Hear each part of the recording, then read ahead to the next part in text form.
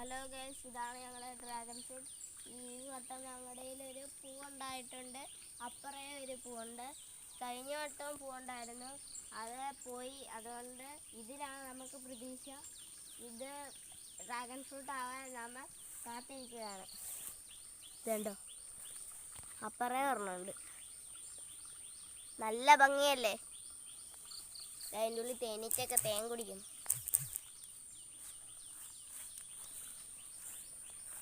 ഇതുണ്ടോ, ഇതുണ്ട് ഈ മുട്ട. ഇത് നേരത്തെ കുഞ്ഞു തന്നെ, ഇതിപ്പോൾ വലുതായി. രാവിലെ നോക്കുകയാണെങ്കിൽ നല്ലപോലെ വിടർന്നിരുന്നായിരുന്നു. ഇപ്പം ഇച്ചിരി അടയാൻ തുടങ്ങി.